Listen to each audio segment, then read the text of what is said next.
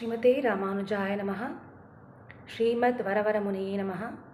ಶ್ರೀ ವೆಂಕಟಗುರುವೇ ನಮಃ.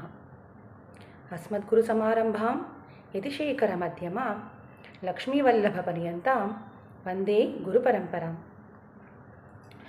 ಪುಳ್ಳಿನ್ವಾಯ್ ಕೀಂಡಾನೈ ಎನ್ನುವ ಪಾಶುರವನ್ನು ಹೊಂದಿರುವ ಮಾರ್ಹಳಿ ಮಾಸದ 13ನೇ ಶುಭ ದಿನಕ್ಕೆ ನಾವಿಂದು ಕಾಲಿಟ್ಟಿದ್ದೇವೆ. ಈ ನನ್ನಾಳ್ ಅದಾಗಿ ಶುಭ ದಿನದಂದು ತಿರುಪ್ಪಾವಯು ಶ್ರೀರಾಮಾಯಣವು ಎನ್ನುವ ಶೀರ್ಷಿಕೆಯಡಿಯಲ್ಲಿ ಒಂದಿಷ್ಟು ವಿಷಯಗಳನ್ನು ಹಂಚಿಕೊಳ್ಳಲು ಭಾಗವತ ಕುಲಕೋಟಿಗೆ ಅನಂತಾನಂತ ಪ್ರಣಾಮಗಳೊಂದಿಗೆ ಸ್ವಾಗತವನ್ನು ಕೋರುತ್ತಿದ್ದೇನೆ.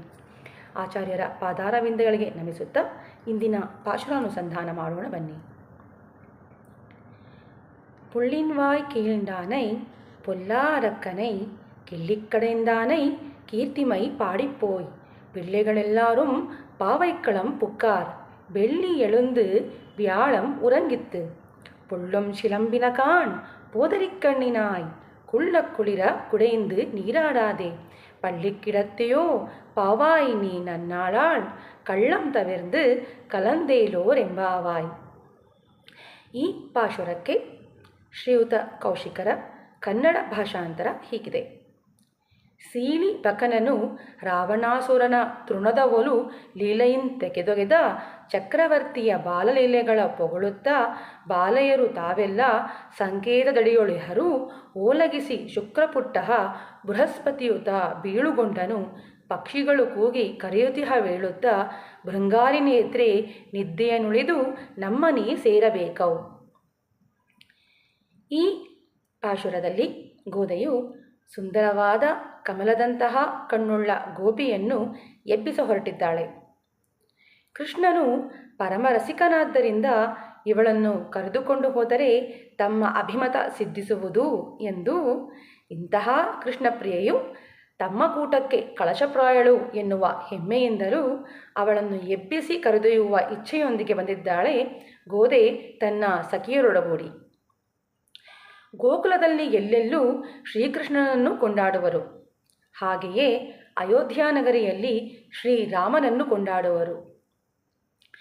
ಯೇಯಥಾಮಾಂ ಪ್ರಪದ್ಯಂತೆ ತಾಂಸ್ತತೈವ ವಜಾಮ್ಯಹಂ. ಯದ್ರೂಪನ್ನನಾಗಿಯೂ ಯದ್ಗುಣಕನನ್ನಾಗಿಯೂ ಭಕ್ತರು ಅವನನ್ನು ಪ್ರೀತಿಪೂರ್ವಕವಾಗಿ ಸ್ವೀಕರಿಸುತ್ತಾರೆ. ಆಯಾ ಕ್ಷೇತ್ರದಲ್ಲಿ ಅವತರಿಸುವ ಪರಬ್ರಹ್ಮಭೂತಿಯನ್ನು ಆಯಾ ನಾಮ ರೂಪ ಗುಣ ವಿಶಿಷ್ಟವನ್ನಾಗಿ ಭಾವಿಸಿ ಸೇವಿಸತಕ್ಕದ್ದು. ಶ್ರೀರಂಗದಲ್ಲಿ ಶ್ರೀರಂಗನಾಗಿ, ತಿರುಪತಿಯಲ್ಲಿ ಶ್ರೀನಿವಾಸನಾಗಿ, ಕಂಚಿಯಲ್ಲಿ ವರದರಾಜನಾಗಿ, ತಿರುನಾರಣಪುರದಲ್ಲಿ ತಿರುನಾರಣನಾಗಿ, ಶ್ರೀ ರಾಜಮನ್ನಾರ್ಗುಡಿಯಲ್ಲಿ ಶ್ರೀ ವಿದ್ಯಾರಾಜಗೋಪಾಲನಾಗಿ, ಮಧುರೆಯಲ್ಲಿ ಅಳಹನಾಗಿ, ಹೀಗೆ ಅನೇಕ ಕ್ಷೇತ್ರಗಳಲ್ಲಿ ನಮಗೆ ಅವನನ್ನು ಸೇವಿಸುವ ಭಾಗ್ಯವನ್ನು ಒದಗಿಸಿಕೊಟ್ಟಿದ್ದಾನೆ. ಇವೆಲ್ಲವೂ ಒಬ್ಬನೇ. ಆದಾಗ್ಯೂ ಆಯಾ ಕ್ಷೇತ್ರದಲ್ಲಿ ಆಯಾ ದಿವ್ಯ ಸ್ವರೂಪ ನಾಮಗಳಿಂದ ಅವನನ್ನು ನಾವೆಲ್ಲರೂ ಪೂಜಿಸಿ ಸ್ತುತಿಸಬೇಕು ಎಂಬುದು ಈ ಪಾಶುರದಲ್ಲಿ ಪ್ರಸ್ತುತವಾಗಿದೆ. ರಾಮನೂ ಕೃಷ್ಣನೂ ಒಂದೇ ದೈವದ ಮನುಷ್ಯಾವತಾರ. ಶ್ರೀಕೃಷ್ಣನು ಧರ್ಮ ಸಂಸ್ಥಾಪನಾರ್ಥಾಯ ಸಂಭವಾಮಿ ಯುಗೆ ಯುಗೆ ಎಂದು ಹೇಳಿ ಅದರಂತೆ ನಡೆದವನು. ಶ್ರೀ ರಾಮನಾದರೋ ರಾಮೋ ವಿಗ್ರಹವಾನ್ ಧರ್ಮ ಎಂದು ತನ್ನನ್ನು ಧರ್ಮಸ್ವರೂಪವಾಗಿಯೇ ನಡೆ ಮತ್ತು ನುಡಿಯಲ್ಲಿ ಲೋಕಕ್ಕೆ ತೋರಿಸಿದವನು. ಅಂತಹ ರಾಮಕೃಷ್ಣಾದ್ಯಾವತಾರವಾದ ವೈಶಿಷ್ಟ್ಯವನ್ನು ಈ ಪಾಶುರದಲ್ಲಿ ತೋರಿಸಿಕೊಟ್ಟಿದ್ದಾಳೆ ಗೋದೆ. ಪುಳ್ಳಿನ್ವಾಯ್ ಕೀಂಡಾನೈ. ಗೋದ: ಎಲೆ ಗೋಪಿ, ಏಳು, ನಿನ್ನ ಕೃಷ್ಣನನ್ನೇ ಹಾಡುತ್ತಾ ಹೊರಟಿರುವೆವು. ನೀನು ತಿಳಿದಂತೆ ಅವನು ತಾನೇ ದೈವವೆಂದು ಹೇಳಿಕೊಂಡು ಬಂದವನಲ್ಲ. ಆದರೆ ಅಡಿಗಡಿಗೂ ತನ್ನ ದೈವತ್ವವನ್ನು ತೋರಿದವನು. ಒಂದೇ ಕಾಲದಲ್ಲಿ ಒಂದೇ ಕೃತ್ಯದಿಂದ ಆಶ್ರಿತ ಸಂರಕ್ಷಣ ಮತ್ತು ದುಷ್ಟ ಶಿಕ್ಷಣ ಮಾಡಿದವನು. ಇವನ ಮಹಿಮೆ ಅಪಾರ. ನಿನ್ನ ಕೃಷ್ಣ ಎಂತಹ ಮಹಿಮನೇ! ಲೀಲಾಜಾಲವಾಗಿ ಬಕಾಸುರನ ಬಾಯನ್ನು ಸೀಳಿದನಲ್ಲ. ಏನು ವೀರ್ಯ ಮತ್ತು ಸಾಹಸ ಅವನದು, ಅಬ್ಬಾ ಎಂದಳು. ಈ ಮಾತನ್ನು ಕೇಳಿ ಮಲಗಿದ್ದ ಗೋಪಿಗೆ ಸಂತೋಷವಾಯಿತು. ಅವನಲ್ಲೇ ಮನಸ್ಸಿಟ್ಟು ಕಣ್ಮುಚ್ಚಿ ಇನ್ನೂ ಚೆನ್ನಾಗಿ ಮಲಗಿದಳು. ಇಷ್ಟು ಗುಣಗಾನ ಮಾಡಿದರೂ ಇವಳು ಎದ್ದು ಬರಲಿಲ್ಲವಲ್ಲ ಎಂದು ಯೋಚಿಸಿ ಪೊಲ್ಲ ಅರಕ್ಕನೈ ಕಿಳ್ಳಿಕ್ಕಳೆಯಿಂದಾನೇ ಎನ್ನುತ್ತಾಳೆ. ಕೆಳೆ ಗೋಪಿ, ಒಂದೇ ದೇಹ ಒಂದೇ ಉಸಿರಿನಂತಿದ್ದ ಸೀತೆಯನ್ನು ಶ್ರೀರಾಮನಿಂದ ದೂರವಾಗಿಸಿದ ಮಹಾಪಾಪಿಯೂ ಆದ ದುಷ್ಟನೂ ಆದ ರಾಕ್ಷಸ ರಾವಣನನ್ನು ಲೀಲಾಜಾಲವಾಗಿ ಅದಾಗಿ ಒಂದು ಹುಳು ಹಿಡಿದಿದ್ದ ಎಲೆಯನ್ನು ಗಿಡದಿಂದ ಕಿತ್ತು ಹಾಕಿದ ಹಾಗೆ ಕೊಂದವನು ಶ್ರೀರಾಮ. ಪೊಲ್ಲ ಅರಕ್ಕನ್, ರಾಕ್ಷಸರಲ್ಲಿ ಒಳ್ಳೆಯ ರಾಕ್ಷಸ ಕೆಟ್ಟ ರಾಕ್ಷಸ ಎಂದಿರುತ್ತಾರೇನೋ ಎಂದರೆ ಹೌದು. ಕರ್ಮವಶಾತ್ ರಾಕ್ಷಸ ಕುಲದಲ್ಲಿ ಜನಿಸಿದ್ದರೂ ಸ್ವಭಾವತಃ ಕೆಟ್ಟ ಗುಣಗಳನ್ನು ಬೆಳೆಸಿಕೊಂಡು ಬಂದವನು ಕೆಟ್ಟ ರಾಕ್ಷಸ ಎನಿಸಿಕೊಳ್ಳುವನು.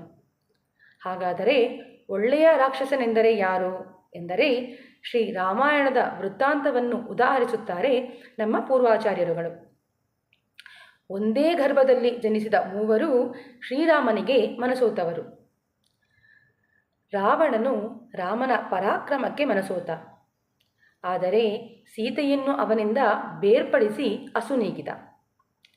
ಶೂರ್ಪಣಿಕೆಯಾದರೋ ತರುಣೌ ರೂಪಸಂಪನ್ನೌ ಸುಕುಮಾರೌ ಮಹಾಬಲೌ ಪುಂಡರೀಕ ವಿಶಾಲಾಕ್ಷ ಶ್ರೀರಕೃಷ್ಣಾಜಿ ನಾಂಬತೌ ಎಂದು ಬಹು ಆಶ್ಚರ್ಯದಿಂದ ರಾಮನ ಸೌಂದರ್ಯಕ್ಕೆ ಮನಸೋತಳು. ಆದರೆ ತಪ್ಪಾದ ರೀತಿಯಲ್ಲಿ ಬಯಸಿ ಲಕ್ಷ್ಮಣನಿಂದ ಮೂಗು ಕತ್ತರಿಸಲ್ಪಟ್ಟಳು.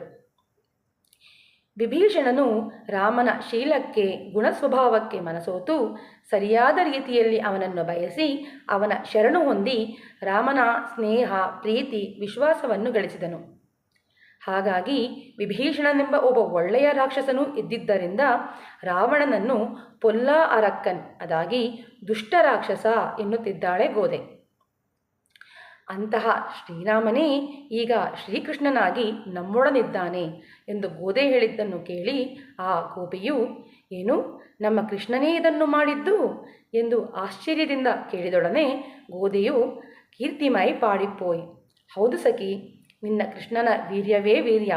ಇಂತಹ ರಾಮಕೃಷ್ಣಾದ್ಯಾವತಾರ ಮೂರ್ತಿಯಾದ ಭಗವಂತನು ಈಗ ನಮಗಾಗಿ ಕಾದಿರುವನು. ಅವನ ಕೀರ್ತಿಯನ್ನು ಹಾಡುವುದಕ್ಕಾಗಿ ಪಿಳ್ಳೆಗಳೆಲ್ಲಾರೂ ಪಾವೈಕ್ಕಳಂ ಪುಕ್ಕಾರ್. ಹೆಣ್ಣು ಮಕ್ಕಳೆಲ್ಲರೂ ವ್ರತಸ್ಥಳದಲ್ಲಿ ಕೂಡಿರುವರು. ನಿನ್ನನ್ನು ನಮ್ಮೊಡನೆ ಕರೆದೊಯ್ಯಬೇಕೆಂದು ನಾವಿಷ್ಟು ಮಂದಿ ನಿನ್ನ ಮನೆಯ ಮುಂದೆ ಬಂದು ನಿಂತಿದ್ದೇವೆ. ಅಂತೆಯೇ ನೀನು ಎದ್ದು ಬಂದು ನಮ್ಮೊಡಗೂಡಿದರೆ ಎಷ್ಟು ಚೆಂದ ಎನ್ನುತ್ತಾಳೆ. ಒಳಗಿದ್ದ ಗೋಪಿಗೆ ಗೋದೆಯ ಮಾತಿನಿಂದ ಬಹು ಸಂತೋಷವಾಗಿ, ನನ್ನ ಕೃಷ್ಣ ಪುಂಡರೀಕಾಕ್ಷ, ಅವನ ಸುಂದರ ಕೆಂದಾವರೆಯಂಥ ಕಣ್ಣುಗಳನ್ನು ನೋಡುವ ಆಸೆಯೇನೋ ಸರಿ, ಆದರೆ ಅವು ಅರಳಲು ಬೆಳಗಾಗಬೇಡವೇ? ಅವನ ನಾಮ ಸಂಕೀರ್ತನೆ ಪರಲೋಕಕ್ಕೆ ಬುತ್ತಿ. ಇರಲಿ, ನನ್ನಷ್ಟಕ್ಕೆ ನಾನು ಮಲಗಿರುವೆನು ಎಂದು ಹೊದಿಕೆಯನ್ನು ಮತ್ತೂ ಎಳೆದುಕೊಂಡಳು. ಹೊರಗಿದ್ದ ಗೋದೆಗೆ ಇದರ ಅರಿವಾಗಿ, வெள்ளி எழுந்து ವ್ಯಾಳಂ ಉರಂಗಿತ್ತು ಎನ್ನುತ್ತಾಳೆ. ಗೋದ, ನಾವು ಅಕಾಲದಲ್ಲಿ ಬಂದಿಲ್ಲ. ಹಿಂದೆ ಅಕಾಲದಲ್ಲಿ ನದಿ ಸ್ನಾನಕ್ಕೆ ಹೋದ ನಂದಗೋಪನನ್ನು ಜಲಾಧಿದೇವತೆಗಳು ಮರಣಲೋಕಕ್ಕೆ ಒಯ್ದು ಅನಂತರ ಸ್ವಾಮಿಯಾದ ಶ್ರೀಕೃಷ್ಣನೇ ಹೋಗಿ ಅವನನ್ನು ಹಿಂದಕ್ಕೆ ತರಬೇಕಾಯಿತು. ನೋಡು, ಚೆನ್ನಾಗಿ ಶುಕ್ರೋದಯವಾಗಿದೆ, ಗುರುವು ಅಸ್ತಮಿಸಿದ್ದಾನೆ, ಬೇಗ ಎದ್ದು ಬಾ ಎಂದಳು. ಗೋಪಿ, ಗುರುವು ಮೋಡಗಳ ಮರೆಯಲ್ಲಿರಬಹುದು.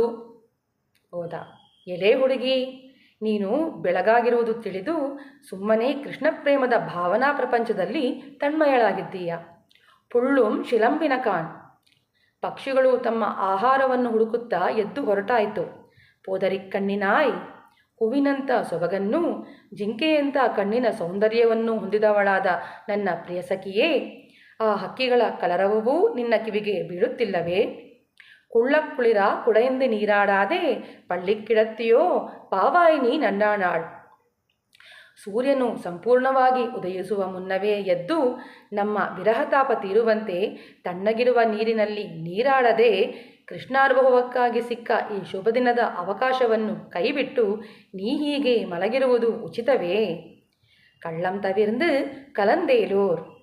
ಈ ಶುಭ ದಿನದಂದು ನಿನ್ನ ಕಪಟ ನಾಟಕ ನಿದ್ದೆಯನ್ನು ಬಿಟ್ಟು ಹೀಗೆ ಏಕಾಂಗಿಯಾಗಿ ಕೃಷ್ಣಾನುಭವವನ್ನು ಮಾಡದೆ ನಮ್ಮೊಡನೆ ಸೇರಿ ಕೃಷ್ಣಸ್ತುತಿಯನ್ನು ಮಾಡಲು ಅವನ ಕೀರ್ತಿಯನ್ನು ಹಾಡಲು ಎದ್ದು ಬಾ ಎಂದು ಹೇಳಿದ್ದನ್ನು ಕೇಳಿ ಇನ್ನು ತಾನು ಕಳ್ಳನಿದ್ದೆ ಮಾಡುವುದು ತರವಲ್ಲ ಎಂಬುದನ್ನು ಅರಿತ ಆ ಗೋಪಿಗೆ ಒಡನೆಯೇ ಎದ್ದು ಇವರೊಡಗೂಡುತ್ತಾಳೆ. ವಿಶೇಷಾರ್ಥ: ಹೇಗೆ ರಾವಣನಿಗೆ 10 ಶಿರಸ್ಸುಗಳು ಉಂಟೋ ಹಾಗೆಯೇ ಜೀವಾತ್ಮರಾದ ನಮ್ಮೊಳಗೆ 10 ಇಂದ್ರಿಯಗಳು ಉಂಟು. ಈ 10 ಇಂದ್ರಿಯಗಳನ್ನು ನಿಗ್ರಹಿಸುವುದು ಮನಸ್ಸು ಎನ್ನುವ ರಾವಣ. ಇಂತಹ ಮನಸ್ಸೆನ್ನುವ ರಾವಣನನ್ನು ವಿವೇಕವೆಂಬ ಬಾಣಗಳ ಸಹಾಯದಿಂದ ಅಡಗಿಸುವವರೇ ಆಚಾರ್ಯರು. ತನ್ನಲ್ಲಿ ಆಶ್ರಯ ಪಡೆದ ಆಶ್ರಿತರಿಗೆ ವಿರೋಧಿಯಾದ ಕಾಮಾದಿಗಳನ್ನು ನಿವರ್ತಿಸುವವರಾಗಿ, ಬಕಪಕ್ಷಿಯಂತಿರುವ ನಾಸ್ತಿಕರ ಬಾಯನ್ನು ಸೀಳುವ ಸಾಮರ್ಥ್ಯವನ್ನು ಹೊಂದಿದವರಾಗಿ, ಅಪ್ರಾಪ್ತ ವಿಷಯಭೂತವಾದ ಅಹಂಕಾರವನ್ನು ನಿರಸನ ಮಾಡಿ ಶಿಷ್ಯನ ಪಾಪವನ್ನು ಹೋಗಲಾಡಿಸುವ ಸಾಮರ್ಥ್ಯವುಳ್ಳವರೇ ಸದಾಚಾರ್ಯರೆನಿಸಿಕೊಳ್ಳುವರು. ಇಂತಹ ಆಚಾರ್ಯರನ್ನು ಪ್ರಪನ್ನರು ಆಶ್ರಯಿಸಬೇಕಾದದ್ದು ಅವರ ಧರ್ಮ. ಕೆಳಕೊಕ್ಕನ್ನು ಕಾಳಿನಿಂದ ಮೆಟ್ಟಿ ಮೇಲಿನ ಕೊಕ್ಕನ್ನು ಕೈಯಿನಿಂದ ಹಿಡಿದೇ ಬಕಾಸುರನನ್ನು ಶ್ರೀಕೃಷ್ಣ ಸಂಹರಿಸಿದ. ಅದೇ ರೀತಿ ಅಧೋಗತಿಗೆ ಬಿದ್ದ ಚೇತನನ ಮನಸ್ಸನ್ನು ತಿದ್ದಿ ಅವನ ಅಹಂಕಾರವನ್ನು ಜಿಗುಟಿ ಹಾಕಿ 10 ಇಂದ್ರಿಯಗಳನ್ನು ನಿಗ್ರಹ ಮಾಡಿಸುವರು, ಅವನಲ್ಲಿ ವಿವೇಕವನ್ನು ಹುಟ್ಟಿಸುವರು. ಮನಸ್ಸಿನ ಕೊಳೆಯನ್ನು ತೊಳೆದು ಪರಮಾತ್ಮನ ಭಕ್ತಿಯನ್ನು ವೃದ್ಧಿಪಡಿಸಿ ನಮ್ಮ ಆತ್ಮೋಜ್ಜೀವನಕ್ಕೆ ಕಾರಣರಾದ ಜಗದಾಚಾರ್ಯರಾದ ಶ್ರೀರಾಮಾನುಜರ ಪಾದಾರವಿಂದಗಳಲ್ಲಿ ತವ ಚರಣಂ ಪ್ರಣಮಾಮ್ಯಹಂ ಎಂದು ಶರಣು ಹೊಂದಿ ಭಗವತ್ ಅನುಗ್ರಹಕ್ಕೆ ಪಾತ್ರರಾಗೋಣ ಎಂದು ಹೇಳುತ್ತಾ, ಅಸ್ಮದಾಚಾರ್ಯರ ಪಾದಾರವಿಂದಗಳಿಗೆ ನಮಿಸುತ್ತಾ ಇಂದಿನ ಸಂಚಿಕೆಗೆ ಮಂಗಳ ಹಾಡುತ್ತಿದ್ದೇನೆ.